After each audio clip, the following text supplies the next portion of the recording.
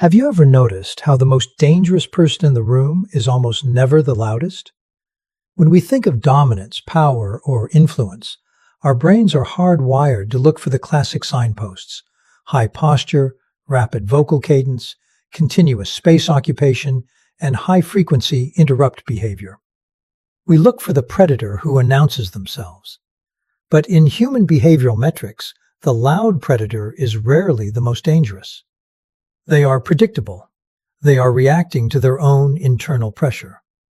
The individual you never ever want to back into a corner is the silent observer, the person who has spent years absorbing, processing, and mapping every microexpression, vocal quiver, and structural flaw in the people around them. For years, society has mislabeled this profile. We called them too sensitive. We called them vulnerable. We designated them as the emotional shock absorbers for personality types that operate on exploitation. But what happens when an individual with an ultra-high perceptual threshold stops absorbing the impact and starts analyzing the structure? What happens when the person who was systematically underestimated decides to turn their observation inward, regulate their own nervous system, and execute a strategic pivot? Most people believe that an empath's natural state is passive tolerance. They assume that because someone possesses high effective empathy, they lack tactical drive. That is a critical failure in human profiling. High perception is not weakness. It is raw intelligence without a weapon. The moment an empath learns emotional compartmentalization, the exact second they stop reacting to baseline manipulation and start reading the underlying behavioral drivers, the entire dynamic flips. They don't rise with noise. They don't make grand announcements. They undergo a structural phase shift. If you have ever felt like your ability to feel deeply was a tactical liability, or if you have watched people around you mistake your quiet nature for a lack of force, you need to pay attention to what happens next. Because the rise of an observer isn't emotional. It is mechanical, calculated, and inevitable. And once it begins, no amount of counter-influence can stop it. Right now, in this exact moment, someone in your life thinks they have you completely mapped out. They believe they know your trigger points. They believe they know how far they can press your boundaries before you yield. They have logged your patience as weakness, and they have miscalculated your tolerance as a lack of strategic options. They think you are stationary. They are wrong. In behavioral analysis, there is a specific phenomenon that occurs right before a complete operational shift. An individual who has been operating in a high absorption state suddenly goes quiet. Their blink rate drops. Their physical posture stabilizes. They stop offering nonverbal validation. The head nods, the soft, agreeable hums, the fast micro-smiles meant to soothe the room. They stop trying to fix the tension. If you stay with me for the next few minutes, I am going to show you the exact internal mechanism that triggers this shift. You will learn why those who underprofile you are actually handing you the ultimate tactical advantage. How to turn high emotional sensitivity into cold situational control, and why this specific type of rise takes everyone by surprise except the person executing it. Let's break down what has actually been happening up to this point.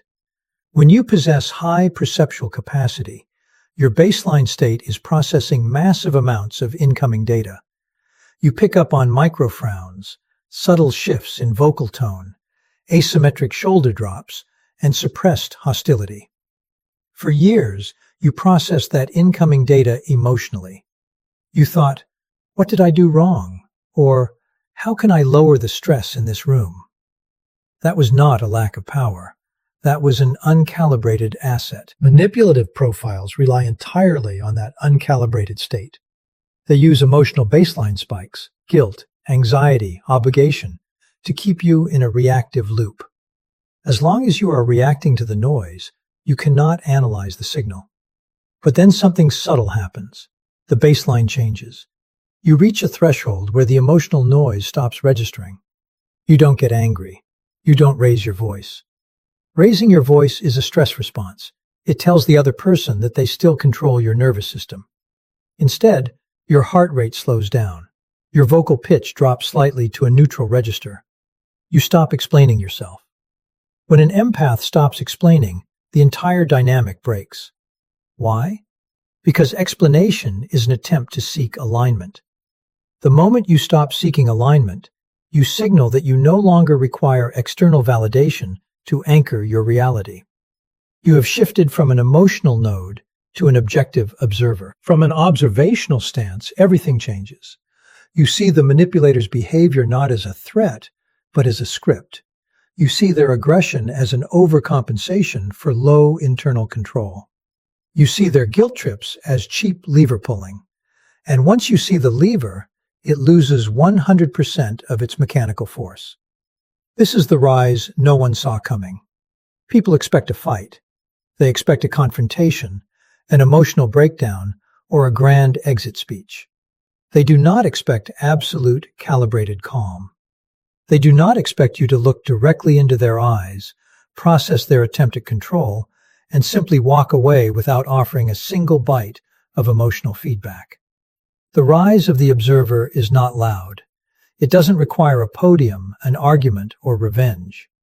Revenge is just another way of letting someone else dictate your energy output. True force is quiet. It is the steady, unshakable realization that your baseline clarity is far more powerful than their tactical noise. It is the moment you step into complete ownership of your internal state, draw an invisible, non-negotiable boundary, and move forward without looking back to see who approved it. They didn't see it inside you because they were looking for noise. But you were never noise. You were the foundation. And the moment you choose to stand fully in your own authority, the game doesn't just change, it ends. Society consistently misinterprets quiet, highly observant individuals, often labeled as empaths, as inherently submissive or easily controlled. This fundamental error stems from a deep-seated misunderstanding of how human influence and dominance actually operate. Most people are conditioned to look for obvious, high-visibility signals of authority. They watch for loud vocal projection, rapid spatial dominance, continuous interruption, and visible displays of confrontation.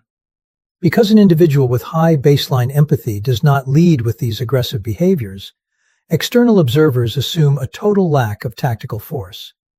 They view deep listening as passivity, high tolerance as a lack of options, and a desire for harmony as emotional dependency. This misdiagnosis is a critical vulnerability for anyone attempting to manage or manipulate that individual. What society fails to realize is that high empathy is not a character flaw or an emotional weakness. It is an extraordinary perceptual threshold. An empath is constantly ingesting a massive volume of human data. They are tracking microexpressions, shifts in vocal cadence, physical tension, masked insecurities, and underlying motives long before those elements ever surface in conscious conversation. In behavioral profiling, this level of hyper-awareness is the absolute prerequisite for situation control. The person who sees the entire board always possesses the advantage over the person who only sees their own immediate move. When a hyper-observant person operates without self-regulation, that influx of data overwhelms their nervous system, causing them to absorb the emotional chaos of others. This is the state where manipulators prey on them, mistaking their emotional absorption for permanent compliance. However, the operational reality changes completely the moment that hyper-awareness is decoupled from emotional reactivity. High perception without high reactivity ceases to be a liability and instantly becomes an intelligence-gathering asset. When an empath stops taking the incoming data personally and begins viewing it objectively, their silent observation transforms into silent analysis. They are no longer absorbing the impact of a hostile interaction. They are dissecting the structural flaws of the person driving it. They begin to see that the loud, controlling behavior of others is almost never a display of true strength, but rather a desperate attempt to regulate internal anxiety and maintain a fragile sense of control.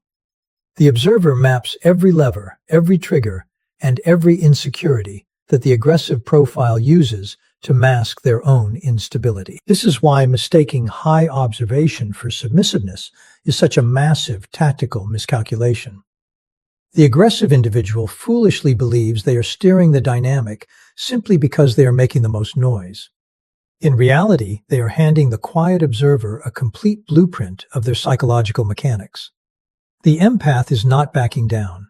They are quietly mapping the terrain, assessing every variable, and waiting for the exact moment when external noise collapses under its own weight. High situational awareness combined with absolute emotional composure creates an asymmetric advantage. By the time the dominant personality realizes they have lost control of the dynamic, the quiet observer has already restructured the entire room. The fundamental turning point in an empath's evolution occurs when they undergo an internal operational transition, shifting from emotional absorption to objective data analysis.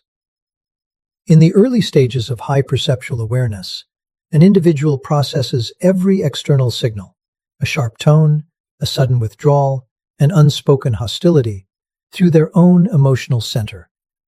They internalize the tension around them, treating other people's behavioral output as a personal responsibility or a direct threat to their peace. This reactive state keeps their nervous system in a continuous loop of fight or flight, draining their cognitive bandwidth and making them exceptionally easy to manipulate through guilt, fear, or artificial urgency. The shift happens when the individual reaches a point of absolute emotional saturation and chooses to decouple their awareness from their nervous system response. Instead of asking how a piece of behavior feels, they begin asking what that behavior reveals. They step back from the emotional baseline and adopt the stance of a detached behavioral analyst. Incoming emotional noise is no longer allowed to penetrate their internal state. Instead, it is stopped at the perimeter and evaluated purely as raw, objective information. A sudden display of anger is no longer experienced as an attack that requires defensive posture or soothing intervention. It is cataloged as a visible sign of low impulse control and high internal panic. A passive-aggressive comment is no longer digested as a hit to self-worth. It is decoded as a desperate attempt to regain leverage without taking a direct risk. By converting incoming emotional energy into actionable intelligence, the entire power dynamic flips. Manipulative profiles rely heavily on emotional feedback loops to gauge the effectiveness of their control tactics. They throw out provocative statements, enforce strategic silences, or create chaotic scenes specifically to watch for the micro-reactions, the sudden tension in the jaw, the quick defensive explanation, the posture of appeasement. When the empath stops providing that emotional response and instead meets the behavior with neutral, analytical observation, the manipulator's script completely unravels. The manipulator is essentially throwing punches into a vacuum, expending immense energy while receiving zero confirmation that their tactics are landing. This transition from absorption to analysis effectively transforms what was once a psychological vulnerability into a sophisticated threat assessment system. The empath begins to recognize that human behavior follows strict, repeatable patterns. Once you strip away the emotional charge of an interaction, people become remarkably predictable. You see the exact sequence of events that leads to a person's outburst, the specific insecurity driving their need for dominance, and the structural weaknesses in their arguments. The empath is no longer playing defense in an emotional arena governed by someone else's volatility. They are calmly mapping the exact boundaries, motives, and limitations of everyone in the room, operating with complete cognitive clarity, while everyone else remains trapped in their own reactive cycles. When an observer decides to withdraw, it is almost universally misread by those around them as a sign of defeat, retreat, or emotional injury. Manipulative profiles in particular tend to view an individual's silence as a victory, assuming that their tactics have forced the other person into submission or a state of defensive isolation. This is a profound misreading of behavioral strategy. Disengagement is not a passive surrender. It is a calculated, low baseline operational reset. It is the deliberate termination of the emotional supply line that manipulators rely on to maintain their leverage and fuel their sense of control. Every manipulative dynamic requires two active components to function: a transmitter of chaotic or controlling energy, and a receiver that absorbs and reacts to it. Manipulators feed on the emotional output of their targets, whether that output comes in the form of anger, pleading, over-explaining, or visible distress. These reactions provide the manipulator with real-time feedback, confirming that their behavior is successfully dictating the other person's internal state. When the observer executes a strategic disengagement, they unilaterally sever this feedback loop. They do not fight back, they do not offer counter-arguments, and they do not attempt to defend their position. They simply go dark. By withholding all verbal, emotional, and physical feedback, the disengaged individual deprives the manipulator of the exact fuel required to sustain their control. In behavioral mechanics, this creates an immediate vacuum. The manipulator, accustomed to receiving a specific reaction, suddenly encounters complete neutrality. They issue a provocation, and it meets absolute silence. They attempt to incite guilt, and it drops into a void. Without a reactive receiver, the manipulator's actions lose all strategic force, forcing them to confront the emptiness of their own tactics. Furthermore, strategic disengagement serves as a critical recovery phase for the observer's own internal architecture. High perceptual individuals spend vast amounts of energy processing complex social environments and high-conflict interactions. Entering a state of intentional disengagement allows their nervous system to return to its natural baseline, clearing out the accumulated cognitive fatigue caused by constant exposure to volatile dynamics. In this quiet state, free from the constant pressure to react or soothe, the individual regains absolute clarity over their priorities, boundaries, and long-term operational goals. This period of low baseline operation allows the observer to transition from a state of constant tactical defense to one of clear, unshakable strategy. They are no longer burning bandwidth on immediate damage control or emotional regulation within a toxic environment. Instead, they are quietly fortifying their positions, establishing firm internal boundaries, and determining their next moves with total objectivity. Disengagement cuts off the manipulator's visibility into the observer's mind, creating an information black hole.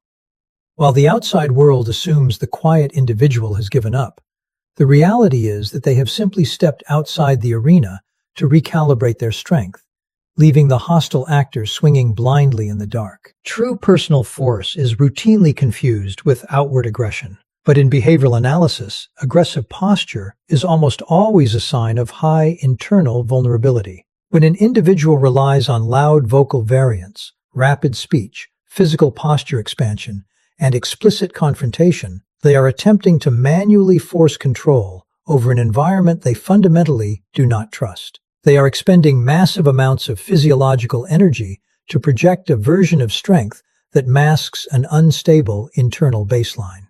Calibrated recalibration operates on the exact opposite principle. It is the art of exerting maximum situational control through minimal physical and emotional expenditure. The core foundation of calibrated recalibration lies in absolute nervous system regulation. When a person has mastered their internal state, their physical presentation changes in ways that are deeply unsettling to aggressive or manipulative profiles. Instead of escalating alongside an attacker, their baseline drops. Their heart rate remains stable, their physical posture settles into a low-tension state, and their vocal cadence becomes measured, low-register, and completely devoid of defensive emotional charge. This controlled stillness acts as an immediate psychological anchor in a room. While the aggressive actor is leaking energy through erratic movements and hostile tone, the calibrated individual presents an impenetrable, highly composed front that cannot be baited into an unforced error. This internal composure directly transforms how boundaries are set and enforced. In an uncalibrated state, an individual sets boundaries emotionally. They yell, argue, plead, or present long justifications for why they deserve respect. This approach is inherently weak because it invites debate. It treats a boundary as a proposal that requires the other person's agreement. Calibrated recalibration eliminates the need for external consensus entirely. A calibrated boundary is stated once, calmly, clearly, and without fluff or defensive explanation, then immediately enforced through action. There is no emotional negotiation, no escalation, and no dramatic showdown. The boundary simply exists as a non-negotiable parameter of interaction. When faced with an individual whose nervous system is fully regulated and whose boundaries are absolute, aggressive profiles find themselves completely disarmed. They cannot find an emotional hook to leverage, nor can they incite the defensive panic that usually allows them to dictate the terms of engagement. Every attempt to provoke a reaction is absorbed by an immovable, neutral baseline. The power in this dynamic does not come from trying to change, convert, or overpower the other person. It comes from an unshakable refusal to allow the other person's volatility to disturb your own internal state. This level of self-mastery completely redefines the concept of presence. It demonstrates that real dominance is not about filling the room with noise, but about being so grounded in your own authority that the room naturally quietens around you. By maintaining a regulated nervous system and enforcing calm, precise boundaries, the quiet observer shifts from being an easy target to becoming the most stable, unyielding force in any environment. They do not need to fight for control, because control is the natural byproduct of absolute internal stability. The phase shift that occurs when high emotional intelligence is fused with cold, tactical clarity is quiet, definitive, and structurally irreversible. For much of an empath's life, high emotional intelligence operates as an unguided asset. It allows them to feel deeply, sense subtle interpersonal shifts, and understand the internal worlds of others, but without structural discipline, it leaves them vulnerable to continuous exploitation. The shift takes place the exact moment this emotional sensitivity is anchored by tactical logic. Intelligence is no longer used to accommodate, excuse, or absorb the dysfunction of others. It is harnessed exclusively to navigate the environment with total clarity and self-protection. When this merger occurs, the individual ceases to function as a passive observer and becomes an active strategist of their own life. They no longer view their deep perception as a reason to heal or fix volatile personalities around them. Instead, they view those insights as objective data points that inform precise, unyielding decision-making. Tactical clarity strips away the sentimental guilt, the false obligations, and the habit of giving second chances to habitual manipulators. It allows the individual to look at a pattern of behavior and draw an immediate, rational conclusion without needing the other person to validate or agree with it. This internal evolution leads to a rise that is fundamentally different from typical power plays. Traditional displays of ambition or dominance are loud, performative, and often driven by a need for public validation. They involve grand declarations, aggressive moves, and visible conflict. The rise of a tactically calibrated empath, however, happens almost entirely beneath the surface until the outcome is already secured. They do not announce their moves, they do not issue warnings, and they do not seek approval from the people they are distancing themselves from. They simply execute the necessary adjustments, reallocating their energy, cutting off access, changing their strategic direction, with quiet, unflinching efficiency. By the time those who previously took advantage of the empath realize that a change has occurred, the shift is already complete. The old levers of manipulation no longer work because the underlying psychological reliance has been entirely dissolved. Attempts to pull the individual back into emotional chaos meet an impenetrable wall of neutral composure and unshakable boundaries. Because this transformation is rooted in a fundamental rewrite of the individual's internal operating system, rather than a temporary emotional outburst, there is no going back. An emotional reaction can be calmed down, negotiated with, or manipulated back into compliance, but a conscious structural phase shift built on logical clarity is permanent. This quiet, irreversible rise ultimately redefines the entire dynamic between the individual and their environment. It proves that the ultimate form of personal evolution does not require adopting the ruthless, loud, or aggressive behaviors of those who sought to diminish you. Instead, it relies on turning your greatest natural capacity, your deep understanding of human nature, into an impenetrable blueprint for your own freedom and authority. When hyperperception is governed by quiet discipline and strategic focus, the result is a quiet force that cannot be manipulated, cannot be provoked, and cannot be undone.